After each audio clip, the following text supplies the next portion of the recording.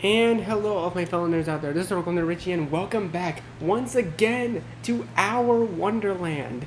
Oh my god, I've been waiting for this forever. So Kara just released a small minor update to the game, whereas it is Arc 5 Part 1 in 1/2. This is just a 1 in 1/2 part of Arc 5, so I guess it's just a little mini segment, I suppose. At least that's what I can gather from what I've seen. So the thing is that my computer is in a bit of a glitchy mess right now. Like there's lines going across the computer horizontally. There's like a blue and white light coming from the right side. I don't know. I'm gonna get a friend of mine to look at it to try to fix it. Hopefully he can. So let's go ahead and continue where we left off. We leave the next day. We must make quite the sight. The lot of us tromping out of the manor, gaggle of Iggies in tow, and carrying their little satchels of food and supplies and tools. The Iggies that stay behind wave after us from the door and windows. I can't help but feel like one of those RPG heroes leaving their hometown for the first time, off to start a grand new adventure. Oh gee, I wonder why you feel like that. Or a war. Yeah, that's fair. The thought makes the spit get stuck in my throat. Oh god. But I stave off the mental images of knives and cauldrons and cattle prods and turn my gaze towards Genzo and Gidget instead. Both of them offering up a smile. Right. We've got this. We've definitely got this. And then we're off. Past the houses and the hedges and the cobblestone streets, past the pier and its lingering haze of memories on repeat. Ooh, that actually rhymed a little bit. Back into the woods. Ooh, wait a second. I gotta turn this music up. Hold up.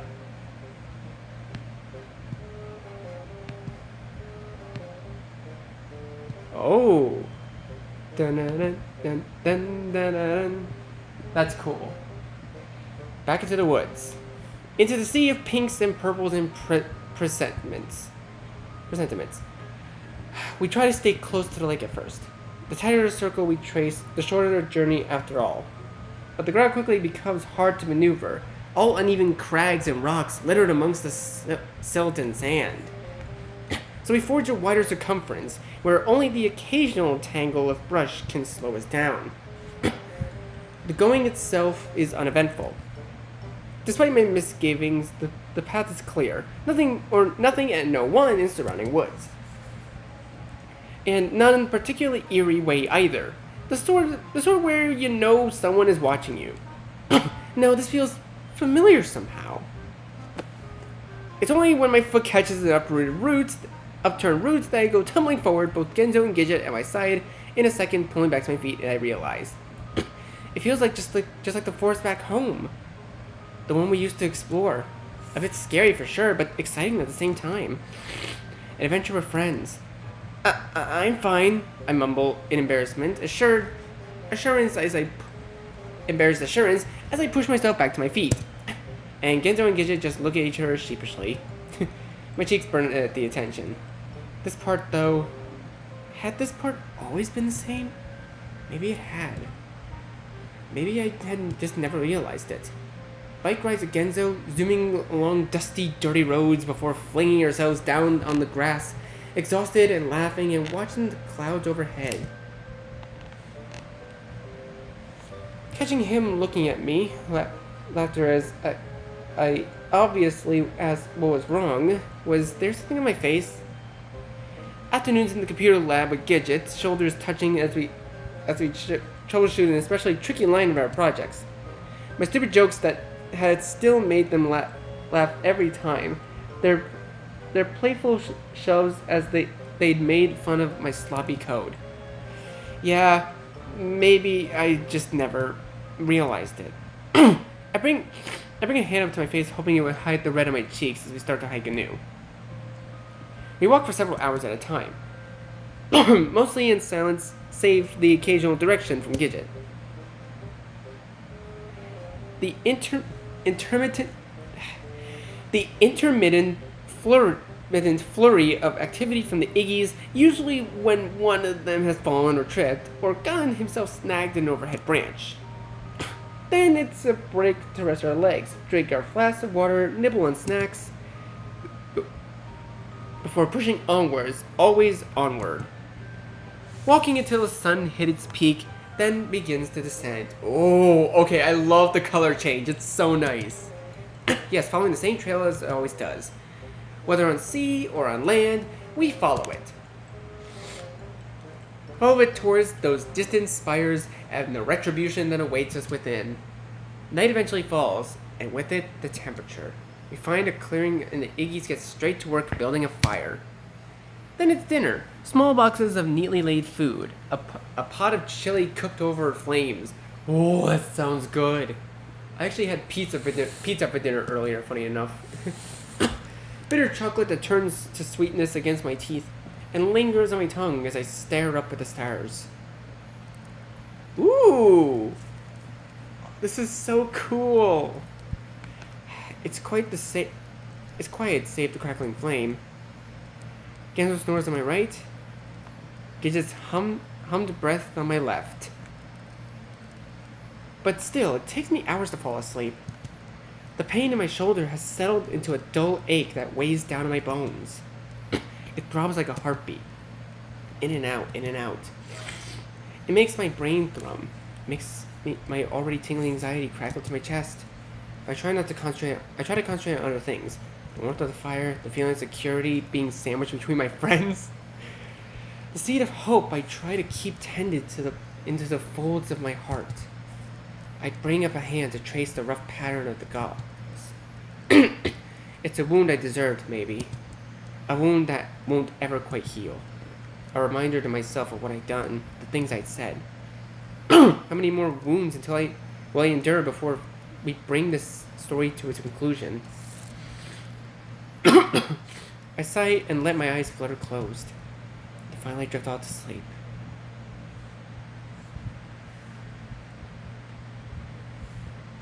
When the Iggies wake us up, I feel like I barely slept a wink.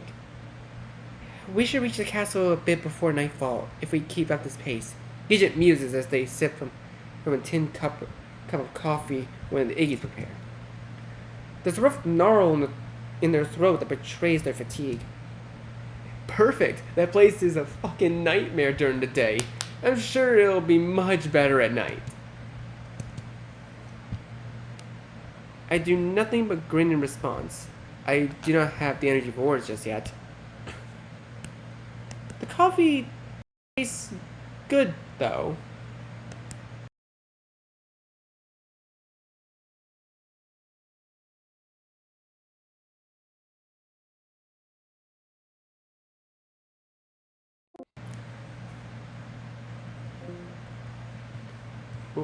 Hold up, guys. I'm experiencing some technical difficulties.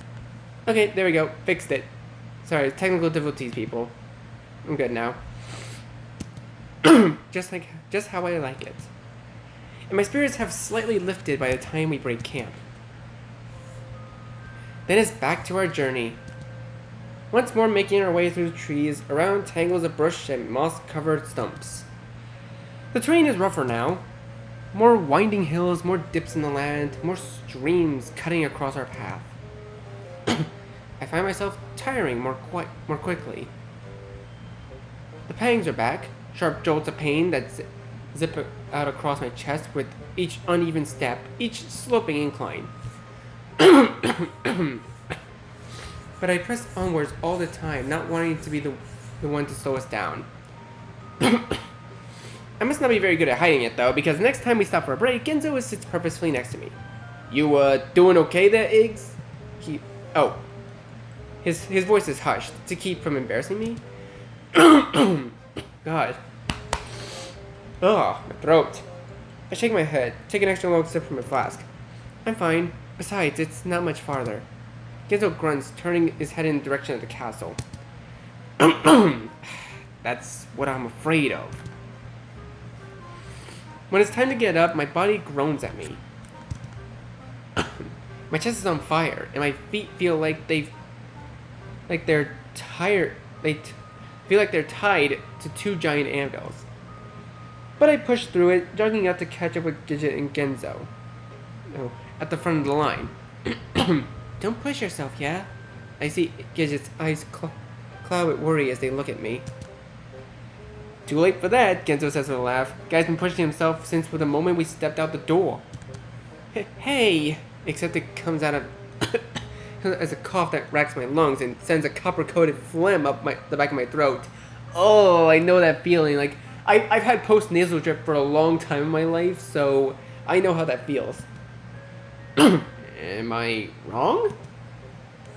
I grumble something about giving me a break as I wipe in my mouth. Then we're off. A bit slower this time, I notice. Dun, dun, dun, dun, dun, dun, dun, dun. Can I just say this music is just really good? Noon turns to afternoon, evening. Afternoon turns to evening. A marble sea of pink and purple and yellow overtakes the sky. But our surroundings haven't changed much. Still the same expanse of trees. Only darker now. Sun's late fading for a second time. Are we gonna make it by nightfall? I cough again, my lungs burning. We may have veered a bit further than I thought. Gidget stops and surveys the surroundings. Which is mildly concerning considering I hadn't planned on us spending our night out and their gaze suddenly jerks to the left, their body tensing. What is it? My own shoulders give a jump, arms bristling with sudden unease. Gidget stares up at the brush, but ultimately shakes their head. Nothing, a grimace. Thought I saw something is all. Bone-ass deep fatigue will do that to ya. Just let us know if you start hallucinating us as food. I've been eating enough for 10 lifetimes already. Eaten. Anyway, let's keep going. If it gets too dark, we'll stop. But let's at least see how far we can get. Genzo throws up a lopsided salute. Aye aye, Captain. This earns him and I roll in a sigh. But we continue on all the same. The trees are casting long, dark shadows across the ground now. Already, our field of vision has decreased substantially. And my legs, they're starting to feel a little like molasses. Achy and sluggish. Pain shooting up my heels with each step. Pain shooting out across my chest and shoulder. Pain shooting up my back and my neck and throbbing in my skull. I try to tell myself it's understandable. I've incurred a serious injury after all. And have now been walking for 2 straight days out of the middle of the woods. But I can't help but feeling guilt tugging at the nape of my neck. We slowed down because of me. We would have been there by now if it weren't for me. Oof. I bite down on my tongue until I taste the copper film fills in my mouth. I get so lost in my own guilt-ridden thoughts, in fact, that I stop paying attention to my feet and the ground underfoot. Ooh! My toe lands into an upturned rock jutting out from the underbrush. And in the span of 2 seconds, pain makes the beeline straight from my leg and balance goes kaput. I probably crumble on the ground like a sack of overripe potatoes. Now the pain is all over me. Groan-worthy spasms ricocheting out across my chest and shoulder and neck. Iggy eggs! But I don't want to worry them, so I turn over and push up on my elbows. That's when it happens. A shuddered flash of movement to my right. And before I can get to as much of it as wait, there's a weight on my chest. Oh shit, not these guys again. No, not the tomato heads again, please. A giant orb of red is right on my face. It's one of those fucking tomatoes. I hear Genzo's voice raised about 5 octaves. Tomatoes? Gidget sounds perplexed. The thing is staring straight at me, cold black eyes sunken and glinting. I should slap it away, push it off, try to run. Hell, even shouting something might do something, anything. But it's all I can do not to piss my pants right on the spot of the memories of my guts hanging from its mouth. flashed through my mind like the world's most horrific Nickelodeon. Really? My lips fumble with the word, and the thing looms over even closer, drool glistening from its razor sharp teeth, breath hot on my face. Ooh, there's a crunch! And next second it goes up tumbling off of me, spindly limbs flailing. I look up and see what's one of the Iggies. Eyes wide and fearful with a metal bar they used for prior night's cook pot raised above its head like a golf club. Oh, guess those guys have more fighting in them than I thought. Guess so. Genzo whistles beneath his breath. Diggy looks from the body of the tomato to me to the bar, then drops it like a hot poker, hands in his cheeks in shock. Or forget what I just said. But the moment of triumph is short-lived. All at once, the bushes on either side of the path start to shimmy and shake. Dark shadows flashing in and out between the trees. Branches rustling overhead. Then they appear all around us. Oh no! Oh God, no! Oh God, not these things again. Like red will-o'-the-wisps emerging from the black. They crawl out of the bush, out from the trees, climbing down the bark. 20, 10, 20, 30. There's so many of them. What are those things? Gidget clenches their fist in a show of fortitude, but I can hear the shudder in their voice. Guess you never had the privilege of watching these overgrown vegetables wear your guts for garters. Genzo grits his teeth. Let's try to keep it that way, eh? At first, nothing and no one moves. Then, an attack from the right. One of the tomatoes leaps, launching itself at one of the Iggies. The Iggy doesn't stand a chance. There's a flurry of limbs and gnashing teeth. When the ripping starts, a growing pool of red forms on the ground underneath. Wait. Don't tell me the Iggies are actually flesh and bone. I thought they were all big dolls. I feel the barely contained panic roiling in my gut grip my chest with forceful jolt. I stumble to my feet. Run! But it's too late. The tomatoes come at us en masse. Leaping, flying, surging towards us. All of them with twiggy limbs outstretched and pocked grins wide and gaping. Oh, Jesus! It makes about 2 steps before one... I think I make it about 2 steps before one comes straight at my head and I drop to the dirt with a yelp. I hit the ground hard with another electric-like shockwave ripping through my shoulder. I can feel my stitches tearing, but I don't have time to worry about that. Whoa! Already one of the tomatoes has latched itself onto my back, my tiny fingers clawing into the fabric of my shirt. I scream in spite of myself, roll over with a terrified jerk. The tomato falls away and I quickly stumble to my knees, crawling somewhere, crawling anywhere. It's chaos around me. Oh Jesus, they're flailing like Muppets. Oh God. Oh no, that poor Iggy. Tomatoes sailing through the air, hitting the dirt, only to scamper away with almost playful glee. The Iggies have gone into a panic. Some of them are already down. Some of them hitting the tomatoes with pots and pans and anything else I can possibly use as a weapon. I roll to my right as an Iggy falls to the ground in front of me and tomato latches on its head with teeth buried in the face. Ugh! Oh God, that's a nasty sound. I stifle a sob as I watch the tomato rip a giant hug of flesh from the Iggy's cheek. Where did Kijin and Genzo? My heart pounds in my chest as I crawl, nails digging into the dirt, knees smarting against stone. A flash of blonde. She's just there, not far in front of me. One hand clenched around what looks like a kitchen knife as they hold their other against their chest. Bloody streaks the top of her forearm. Fuck. Another thump, this time with my right. Inigi falls half against me. Tomatoes attached to his back, his legs, one of his hands completely missing and gnawed off down to the wrist. I meet his button gaze for a moment, a look of vacant hopelessness on his face. Before another tomato lands on top of my head and smashes his face into the dirt. I jerk backwards.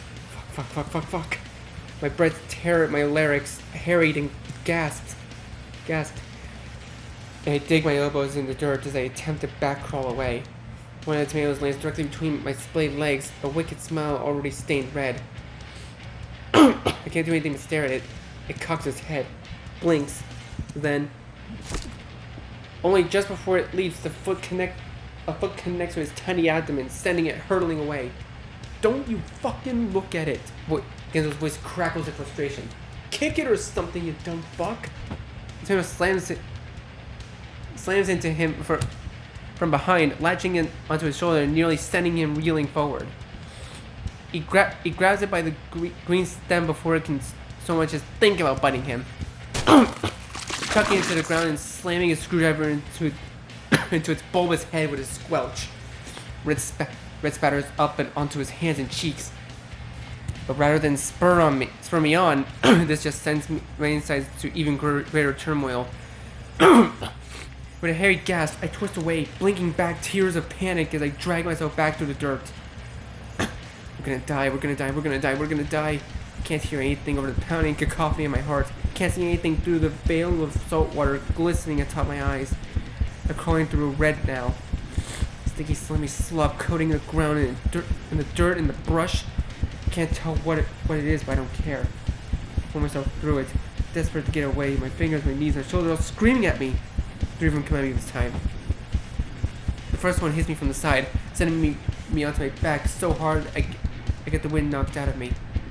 The second finds my head. Its sick, sticky fingers crawling in my hair, retching and tugging at my scalp. And the third perches itself right on my chest in a delightful trail of red, smearing its chin and neck as it ogles at me curiously. This is it. This is fucking it. I close my eyes, every nerve across my body setting off buzzing fireworks that scar at my skin. I guess we'll have to try something else next time. The tomato on top of me is gone. I blink. Blink again. A flash of something flying across my vision is larger, bulkier, faster than even the tomatoes. The one gripping my hair is gone now. What the fuck? I push myself up on my elbows. The flurry of activity around me hasn't abated, but the vibe has changed. Now the tomatoes are scared. They scamper, crawl across the ground, terrified squeaks as they attempt to get away, but again and again they disappear. Whoa! What was that? Frenzy flashes of brown. Of fur? Wait a minute, is that? Already their numbers are thinning. 5 more gone. 4. In a confused haze, I push myself from my feet into my hand, and one of the flashes stops right in front of me. It's so fast I nearly fall straight on my ass. What the? Oh! The rabbit grabs me out of the shirt, lifting me up to my toes as he studies me. If my pants hadn't already been wet from the tomato assault, they'd surely be drenched now. I don't blink. I don't even breathe. My lips are trembling as the rabbit twitching nose sniffs my face and neck, my tender shoulder, cocks his head. Then, as abruptly as he picked me up, he drops me back on the ground and zips away, taking a nearby escaping tomato with him. Nearly escaped. I stand there unmoving, just staring at the spot he recently vacated, my body quivering. Eggs!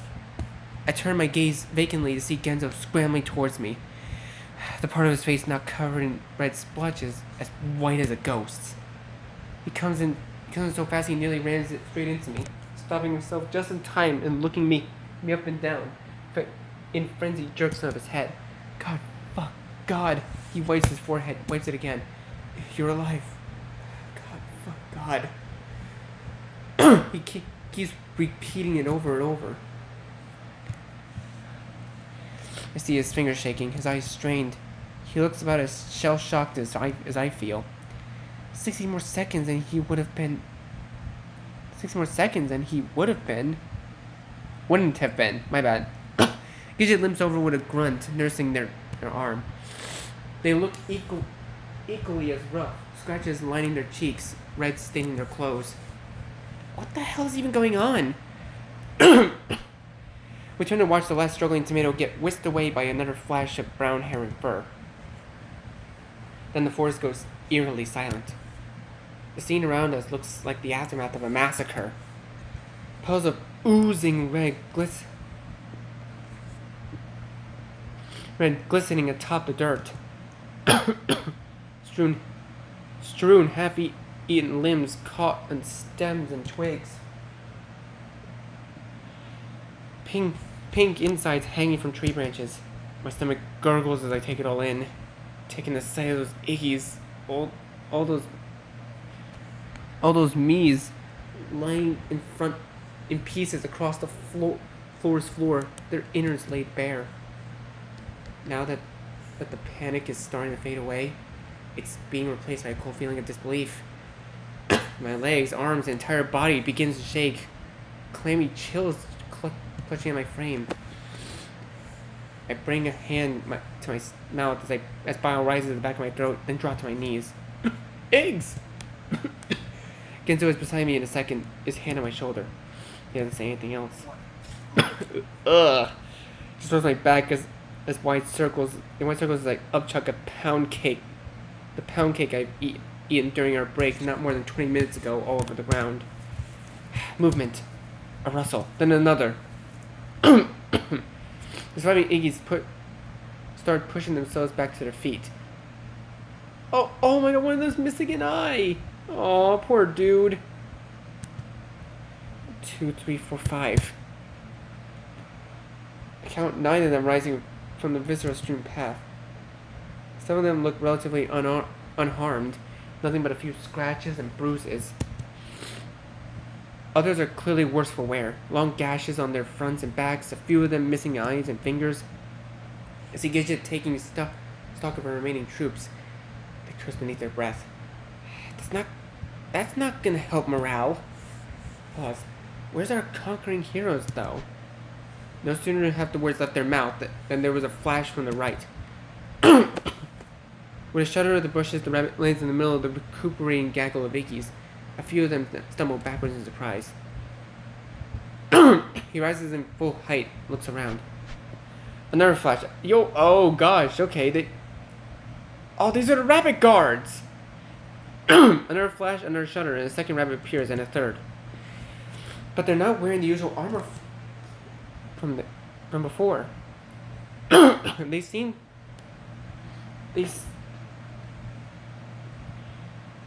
to be geared up for some kind of wooded recon work. Garments light and airy. They're normally booted, clad feet free and nimble against on the ground.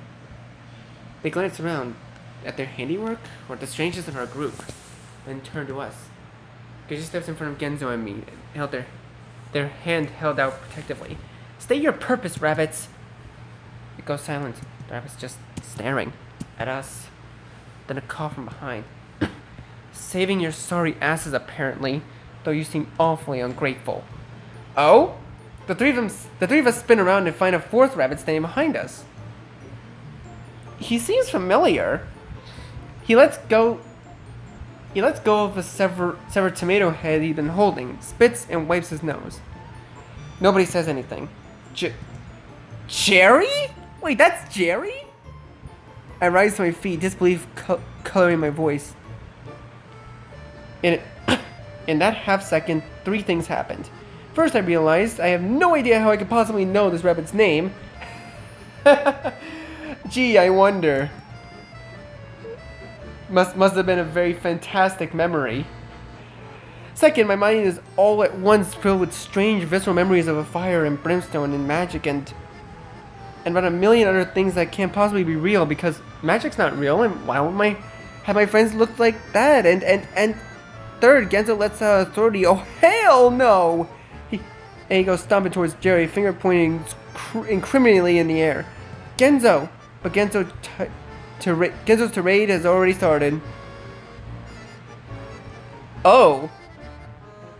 Fucking furry fuck up stab you straight. Jesus Christ! Oh, I don't even think I can get this one sentence. Stay string your fucking solar plugs before you fucking so much as look at him, you conniving, jewel swiping, fake ass king. I gotta yank those ears out of your fucking head and stuff them straight in your fucking nose, your fucking... Jerry looks down at him and amused. Genzo! I jog after him, Gidget on my hot on my heels. But Genzo isn't finished. He begins poking Jerry's chest with sharp jabs with his index finger. Hey, fuckwad, if you ever think of, I don't know, not showing your fucking face again after that whole fucked up rabbit worshipping show you subjected us to, huh? Jerry leans over his nose, twitching. Some reception after saving your life, but manners have always eluded you. Man is like my fucking fist going down straight down your furry rabbit throat and straight out your fucking ears. Charming.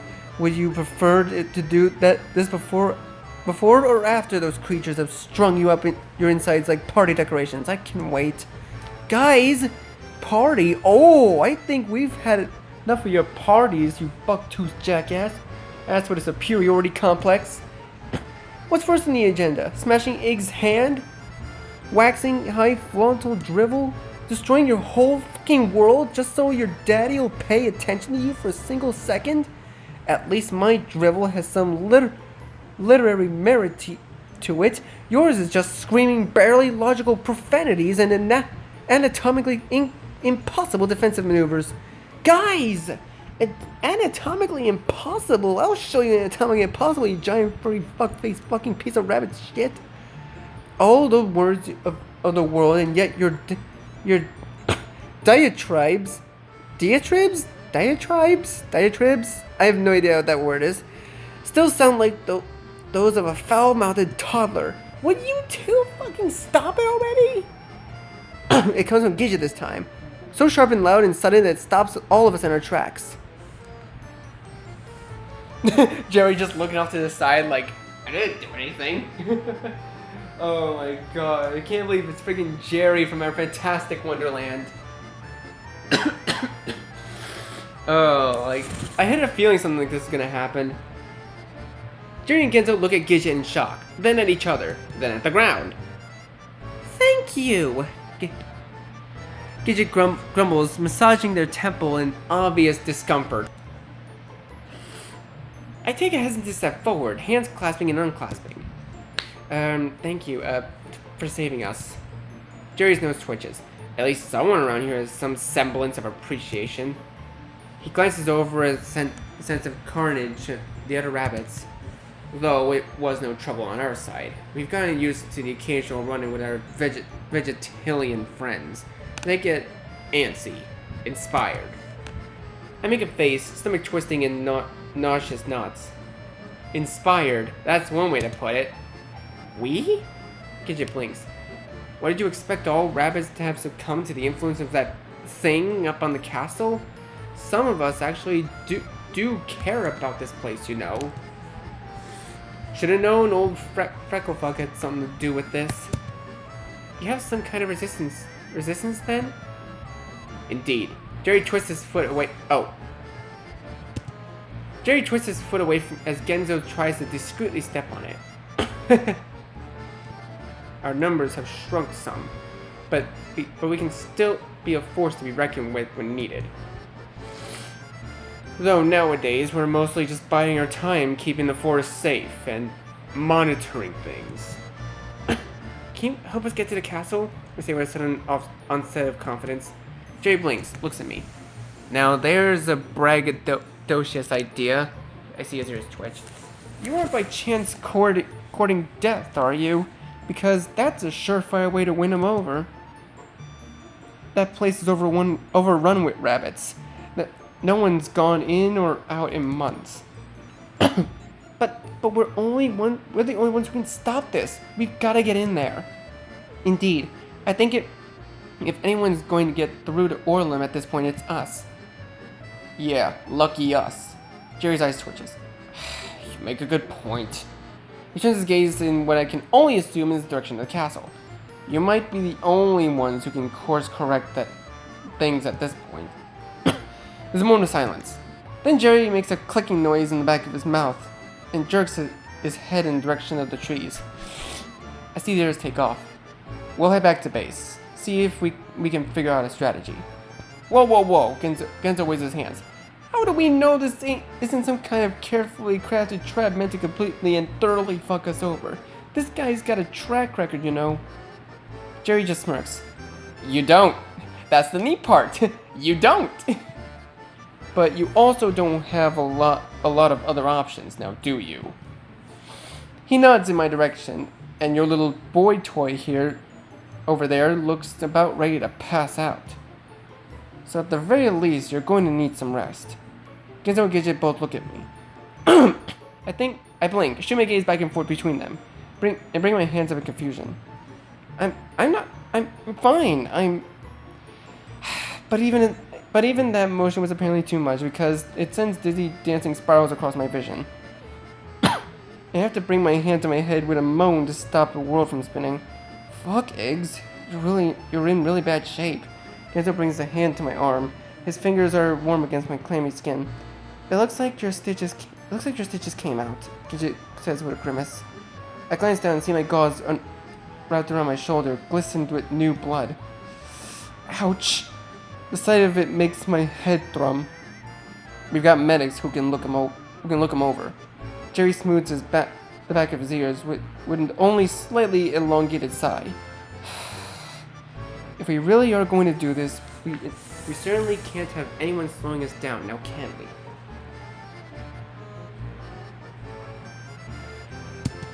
At any rate, let's move along.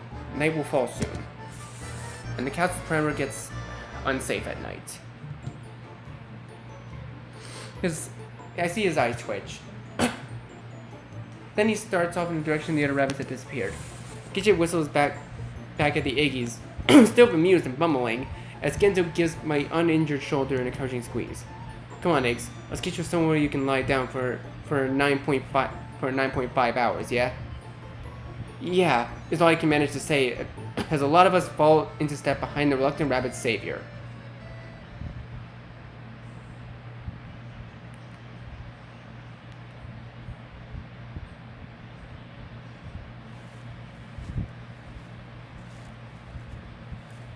Jerry leads us through the rapidly darkening woods, pausing every few minutes to survey the perimeter, his ears twitching. It's not far, though.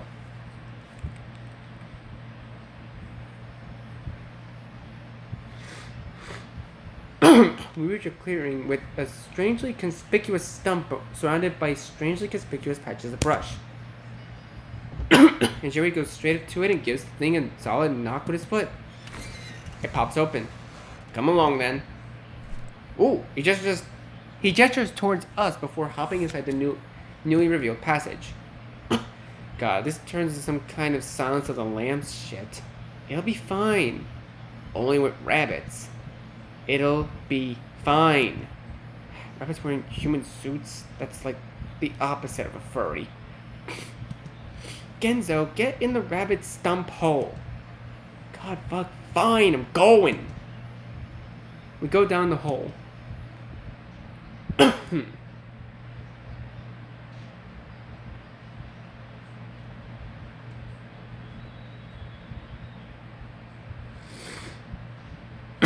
The ladder was a bit tricky to navigate. One of those rope ones that constantly attempts to twist away from your reaching foot. But we make it down in one piece. The three of us gazing around our new environs as our remaining squadron of Iggies continues to descend behind us. It's... ooh! Larger than I expected it would be. And almost... homey? A great big cave carved out in the dirt, but lined with mosses and roots and hanging vegetalia. And curving around the path underfoot, ebbing and flowing with the rhythm of the land. At the end is a small opening that appears to lead out onto sort of moonlit overlook. Built into the cliff then?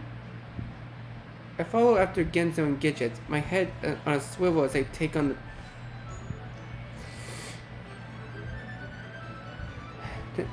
the beds of brush and leaves, and the boulder-like tablets with plates of bread and wooden stains of frothy beverages. And the rabbits, because there's certainly no lack of them, all around us and staring at us as we make our way through the dimly lit path leading down the cave center.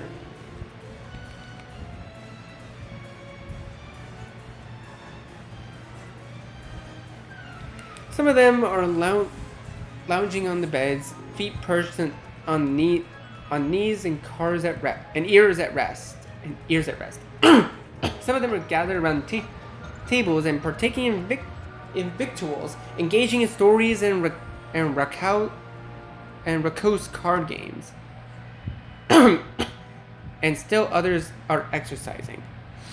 Though perhaps training would be a better word, given their cobbled together punching bags and target boards. One of them even boasting a rather crudely drawn yet still recognizable likeness to Orlam in his kingly attire.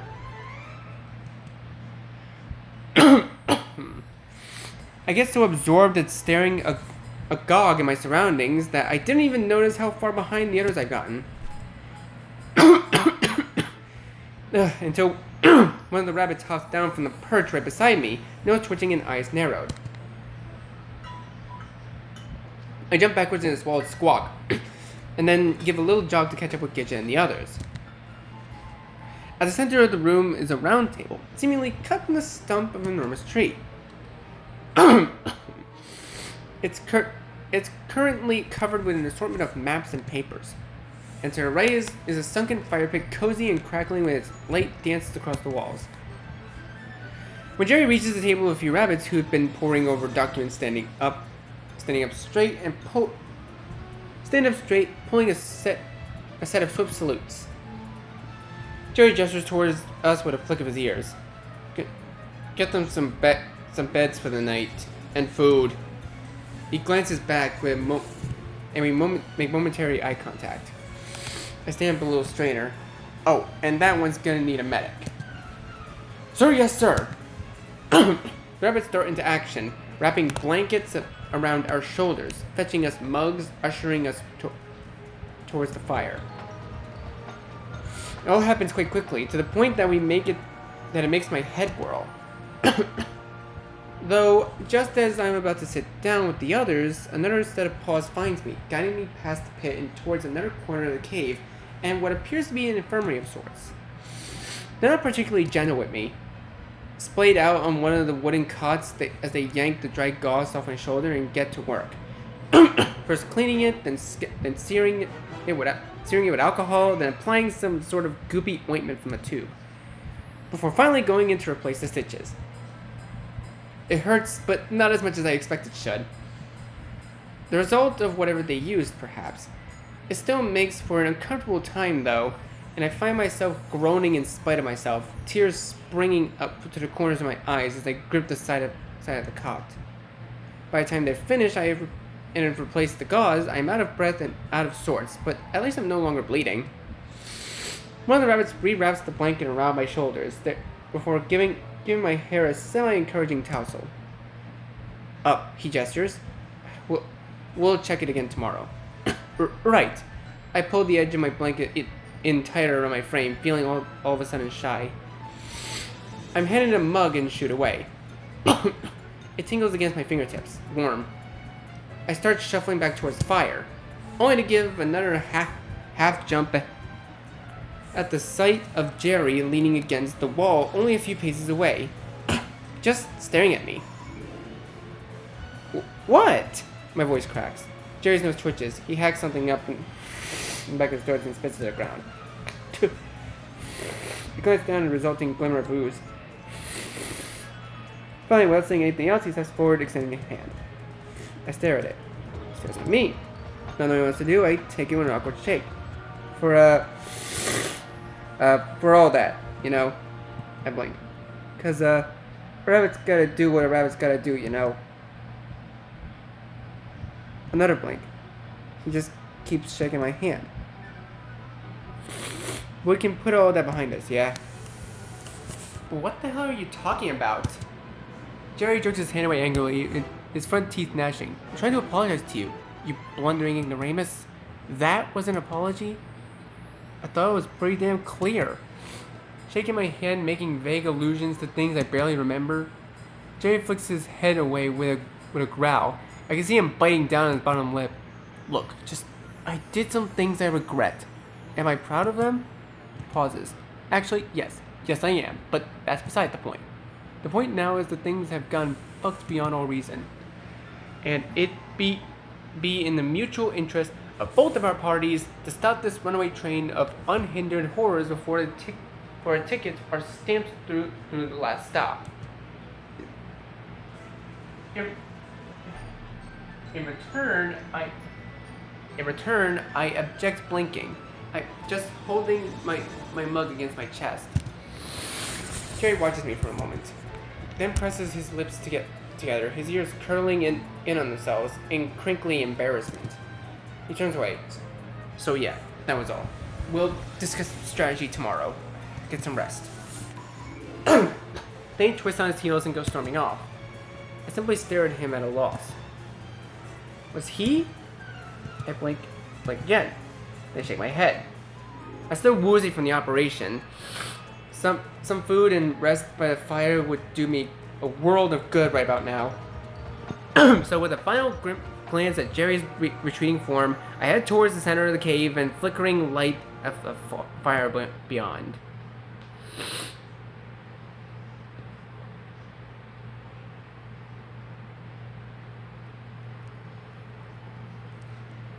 We spend the night feasting. Alright, I think I'm going to leave this part here for now, guys. So, I know, it's kind of a weird place to leave it on, but, I am pretty much, beat from everything that just happened. So, thank you guys so much for watching this video. Be sure to leave a like, comment what you think, share this video with your friends, and be sure to subscribe and click the bell so you don't miss a single notification. I'll see all of you in the next video. You say you wanna try, but you never do. Sugar, there's a